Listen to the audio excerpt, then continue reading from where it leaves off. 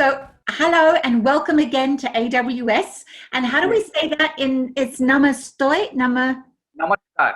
namaskar, namaskar. Namaskar.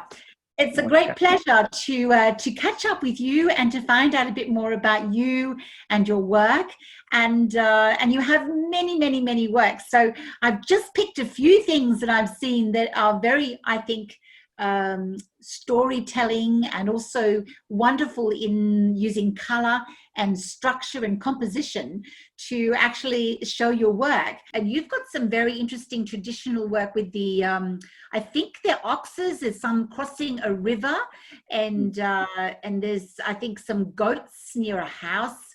So tell me about the ox crossing the water. In our India, you will find buffaloes, oxes are there always. So buffaloes, they love to dip their body in the water bodies, swampy lands. So whenever their master comes and the time is there to go to their home, so they come out. The master actually calls the names, and those buffaloes are actually instructed to come out from the swamps or water bodies and go to the home. So that picture I saw during one plein air session, and with some little modifications and incorporations, I painted that. Yes. I painted the flow of the walking out of the buffaloes from the water to the lands with the instruction of the master. And ox, actually, if you come to India, you will find in the villages, in the remote or rural areas, you will find bullock carts. Bullock carts, it is available. It is common scene. I spent 3 years in New Delhi, and I used to speak fluent Hindi. So I go, jaldi, jaldi. Jaldi, quick. I spent 3 years with my family. We went to India, and I used to do, my sister still can, I think, do the Indian national anthem. She sings it word for word, and people think, whoa, that's a bit crazy, because they don't expect someone Australian blonde hair to sing the national anthem of India. Like, whoa. But she went to high school. I was only very little. I think I was 6 when I came back from India. My dad was in the Colombo, working in Australia to help the businesses in India. And we traveled all over India, up to near the Himalaya, everywhere. But we were based in New Delhi. But it was a long time ago. So I've got a lot of memories with monkeys and oxen and my ayah. I had, and the circus, and various things we did. So coming back to the ox again, I was thinking about the one that's having a rest. It's like the mask is having a rest and the ox is having a rest. Yes, after lots of tiring days, whole day tiring day of drawing those materials, drawing the cart. So they become during the summer, they become little bit tired after long day, tiring day. So masters, they loosen the oxes, and he started taking rest and lit one cigarette like that. And it was a very interesting story. How long did that take you to paint that one? And you just painted it outside, not in your studio, but on plein air. Is that right? On plein air, I just did a little bit of painting, small painting. I just sketched it quickly. So after coming to my studio, I painted a big one. This one is big one, full sheet. Yes. 30-inch by 22-inch full painting is there. Yes. I did lots of sketchings in the plein air. Only that value sketches are done, and thumbnail sketches are done. So lots of sketches are done. So in the studio, when I came in the studio in the evening, I started painting that, and it took near about 1.5 hour, 1 hour and a half an hour, 1.5 hours. What is a really good tip that you would give to artists about how to make sure that they are focusing on the entry point in the work, and which is the work of yours that would be a good example to describe that to them? Which one of your paintings would you say does that really well? Actually, like generally I follow some basics, very basics rules of watercolor. very basic. Yes. But I don't follow lots of rules, and lots of grammars will make your story a little bit of junkyard, you can say. Lots of grammar is not actually required. Make your life or make your work very simple. Just follow 2 to 3 rules. Don't follow so much of rules. Don't follow. Just let it be. Just flawless. Just let it be. When I start painting, I do little bit of planning. Don't do lots of planning, because painting has its own demand. Painting will demand it, and then I will work for it. Yes. Like I will try to make the painting as simple as possible on the part of me. Like I follow the rule of third. Like I follow the rule of third, where to put my center of attraction. Where to put my center of attraction. And center of attraction is nothing but the point or the part where I will put one story there. In the center of attraction, I try to converge my story there.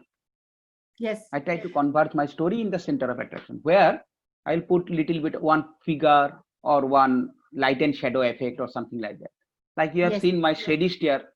Recently, I painted in one workshop, online workshop. One shady stair I painted, like I'm showing you.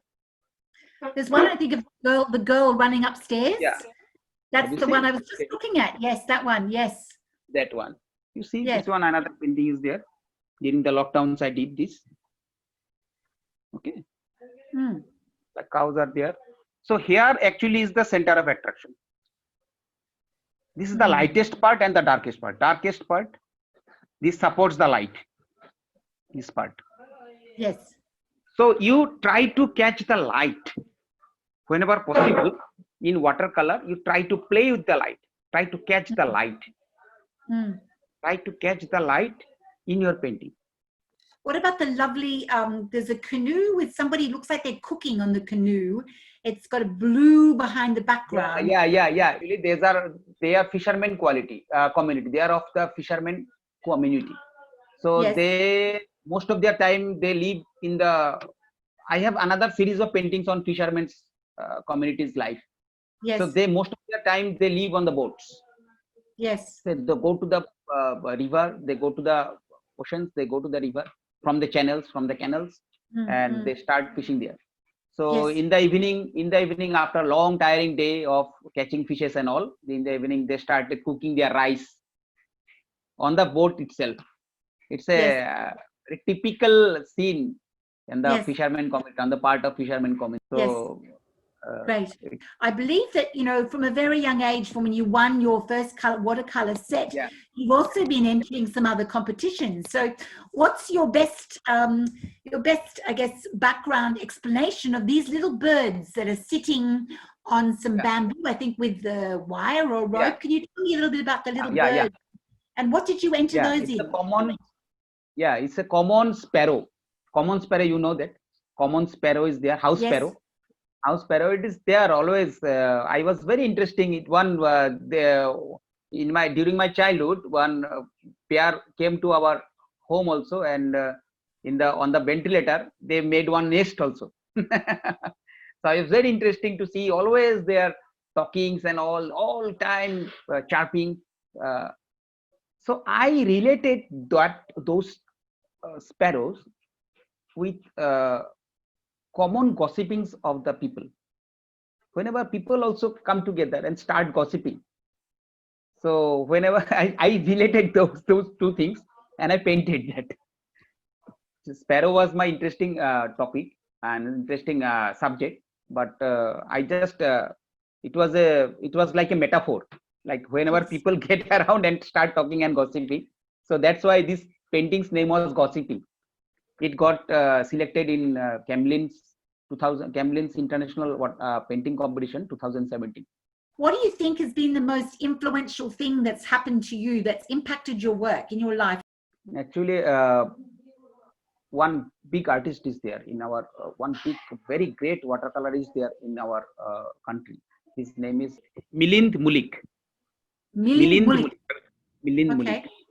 His father was also a great artist. His name was Pratap Mulik. So in 1990s, 90s only, I got a book of written by Sir Milind Bulik. So it was a very brilliant book on watercolor. And during that time only, I purchased another book of Sir David Curtis. He was also a brilliant artist, self-taught artist. So I read the life of David Curtis, and he's simply superb, awesome. His painting, if you see in YouTube also, some of what the do you small like about them the most? The most important part is that he was a self-taught artist, and his subject and compositions were brilliant. His composition part was brilliant. And Milind Bulik sir's most awesome thing is that his simplicity. Watercolor is all about simplicity. How simply you can portray something. How simply. So those two books I read, and after that, David Taylor's books and other artists also I followed. But those two books actually helped me a lot to learn and go deeply and research about watercolors. So that was one work, and then I thought the other one, which was quite a bit different, but also fantastic, was this lovely green river in the. Yeah, green river. Actually, if you. The people on the left. Yes. So tell me about the Green River. Actually, one state is there near our state. Its name is Meghalaya, 80 kilometers from Assam. If you go there, you will get one place that's name is Bandarban from Meghalaya, Shillong area. From Shillong is the capital of Meghalaya. So from Guwahati to Shillong, it's 80 kilometers. So I rided there, I visited Shillong, and from Shillong only, if you go more than 20 or 25 kilometers driving, you will get the boundary of Assam and border of Assam and Bengal. Okay, Bengal means Bangladesh. You will get the border of Assam and Bangladesh. So I crossed that border and I visited Bandarban. One place is there, that's name is Bandarban. I have some 5 to 6 paintings on those places. Very beautiful place. So on that location, that's the location's name is Pangtumai village, Bandarban area, big rocks. So that one stream is there. It's full of, surrounded by green forest, green tropical forest. It's beautiful to see. Lots of rocks are there, and they created a very beautiful scenery. So it made me so attracted that I started painting there. And painting water, you paint a lot of water with the oxen going through the water in the river. How much is water in your work? Is you like painting water in your watercolors? Yeah. Actually, painting water is very challenging in watercolor. Means only you have to put some colors. You cannot you cannot use white or something like that, any opaque color in the watercolor. So painting water is a very challenging. So just with the painting only the shadows or images on the water, you have to render or you have to depict the water. So it's always a challenging. Another thing is that Assam, Bengal, or this area, northeast area, is full of waters. Yeah, and to get the rocks in your water, and to get the rocks and the water flowing, you can't put white, but you must lift off. Do you lift off the paint with the brush, a wet, clean brush? Sometimes you have to lift up the brush with wiping out. It is called wiping out with the brush. Yeah. Great. Good. People swimming in the water. Looks like the guy is floating and the girl is like... Yeah. Okay. So tell me about, is that you swimming in that water, or is it someone? No, I was not swimming. Actually, those two figures I put. Actually, one river is there. That's name is Umnath River in Meghalaya. I told you that I have series of paintings in Meghalaya. Very beautiful state. There one river is there. That's name is Umnath River. Umnath. And the place name is Umnath, UMNOT, Umnath River. Okay, so it's a crystal clear water, beautiful place, beautiful river. So that water attracted me so much that I painted that. You can see the rocks submerged or merged under the water. So crystal clear. Each and every rocks also, each and every stone also you can see through the water. So I painted that water, and just to add some story in that, I just to put some two figures swimming there. Yes. Well, the story is always coming through, and a lot of the themes you have in your work, besides the fantastic airport with the plane and the trains, they look just amazing. The one that really caught my attention was the people working in the field with the water. It looks like they could be harvesting rice. They've got these large kind of triangle bags, and this one has a colorful sky. It's almost a beautiful sky that. Yeah. It's a little bit stormy, a little bit monsoon. Yeah. During during actually winter seasons, like in January, January. During winter season, Assam has a festival that is called Bhogali Bihu. During that Bhogali Bihu, community fishing is a culture. So you have seen, no, that fishing gear, the ladies are fishing with that fishing gear. So it's a community fishing during that festival. It's a beautiful subject to paint. That's all. That's all. Well, there's more. I think there's way more. When it comes to you, there's way more. So how do you keep your happiness? Actually, simplicity, no? Actually, I want to actually our one line my father used to tell that be simple always, and stress will be out from your life. So whenever you live your life very simply, whenever you take the things very simply, like you see in my paintings also, I always try to be simple. So simplicity is the main reason, and honesty. Simplicity and honesty will always keep you happy and stress free. That's a very good wisdom. Very good wisdom from all of our people who might be watching this around the world. So thank you very much, Sylvie. Just give us a little bit of the behind the scenes of you, your lifetime of work, a self-taught artist, and many of the wonderful paintings that you have done. I'll leave everyone with a fantastic picture, which could be anywhere in the world. And there's a series you've done of these ones, which is the lovely chickens sitting on their nest. I think there's one you've called Home with just the eggs. There's a little series of these wonderful chickens. And particularly when we need fresh eggs and we know that'll give us sustenance. Tell me a little bit, just before you go, about your wonderful chickens. Are they your chickens or someone else's? No, someone else's chicken. Actually, I was visiting one village that is called in Vijayanagar. One small village is there around near Guwahati, 2 kilometers from Guwahati. So one fine morning I went there, and I was searching for a good subject. I was searching here and there.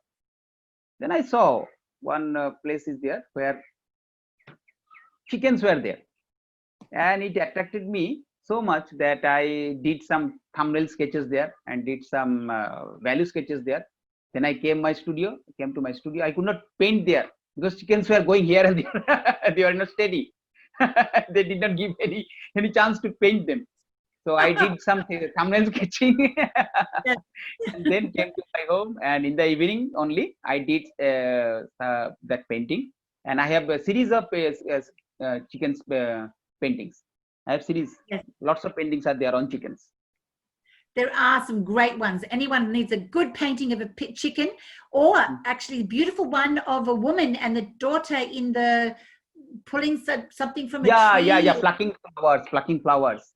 Actually, if you see flowers, that's so universal. Everyone does that. Yeah, actually, in Hinduism, I am a Hindu person. In Hinduism, worshipping with flowers is a custom. With flowers, we offer flowers to our gods. So in villages, if you see, you will find that those ladies are actually plucking the flowers for worshipping.